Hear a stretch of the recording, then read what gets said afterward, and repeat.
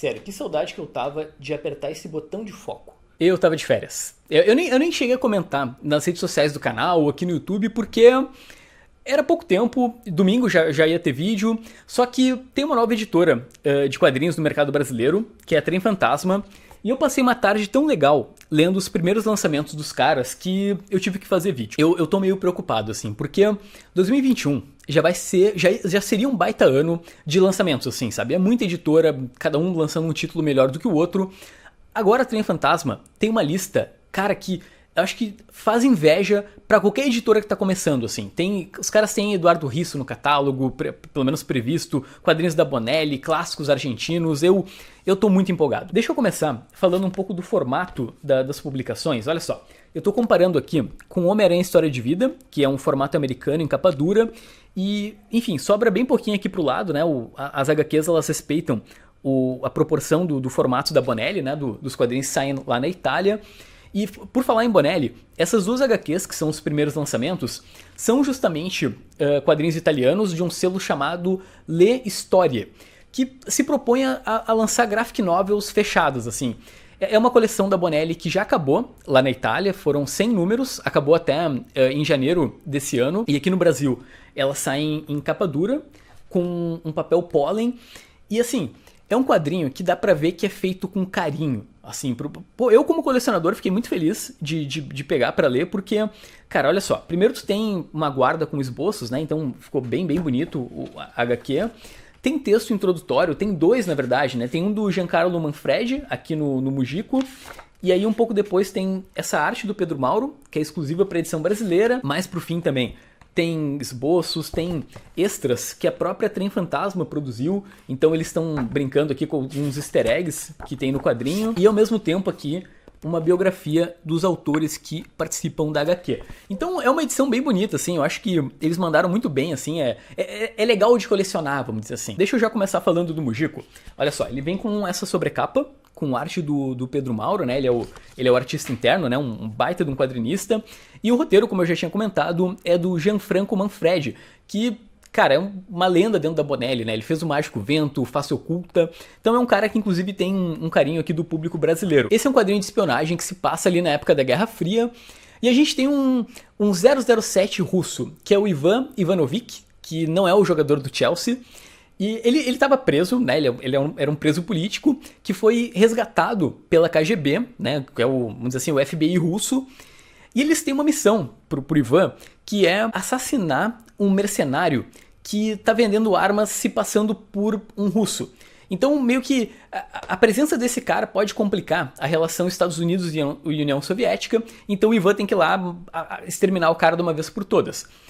E aí o quadrinho, ele vai seguir todos os clichês que tu pode imaginar de história de espionagem ao estilo 007, né? Tu tem os gadgets, né? Que são aquelas, sei lá, a caneta que vira uma espada, o cinto que vira uma asa delta. Então o herói do quadrinho vai usar esses equipamentos e ele também, cara, ele é o galã clássico desse tipo de trama, assim. Porque ele vai ficar com todas as mulheres do quadrinho, sendo que todas elas são super gostosas, sensuais e por algum motivo específico querem ficar com ele, né? Porque, sei lá, o cara deve ter o mel infinito. E ele também tem o lance de não se dar muito bem com o chefe, né? Ele, tipo, cara, ele é o sujeito perfeito pro serviço, mas ao mesmo tempo ele é um pouco problemático.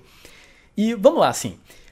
Pontos positivos e negativos. O que eu gostei no quadrinho é a parte histórica, né? Tem a questão dos Estados Unidos e União Soviética, né? Tipo, é um país que tá ali pronto para ser disputado pelas duas nações, e a gente tá falando da época da Guerra Fria, então eu achei divertido.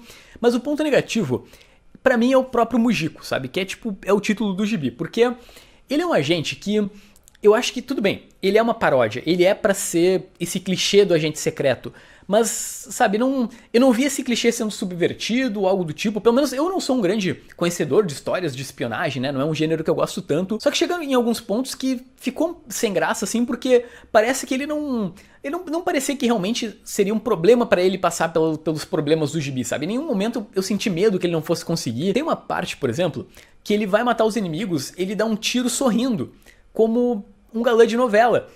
E, sei lá, eu não me apeguei assim. Então não foi um quadrinho que me conquistou 100%. Mas a outra publicação, que é o Sangue e Gelo, essa realmente me pegou do começo ao fim, assim, e, cara, que baita gibi.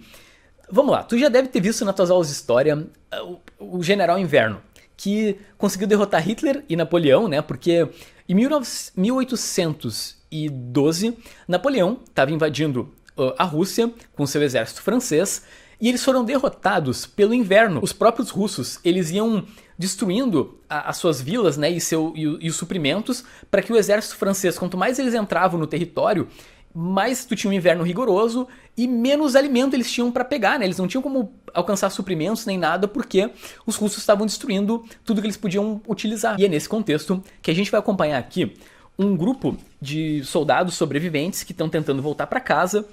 E, cara, assim, primeiro, eu acho que essa arte, ela valeu muito a pena o quadrinho ser num tamanho maior do que o padrão da Bonelli, porque o desenho, ele é muito bonito, assim, tu tem uma aquarela e alguns tons, acho que dá pra ver aqui, né? Tem um tom avermelhado, que é quando os personagens encontram calor, e é um quadrinho de horror. Eu não posso falar muito pra não estragar a surpresa, mas, cara, é o cenário perfeito pra contar esse tipo de história, né? Tu tem um inverno que já é, né, tu já tem o risco do soldado morrer ali sem alimento, nada floresce naquele lugar, né? Os caras olham pro horizonte, é uma linha branca no meio do nada.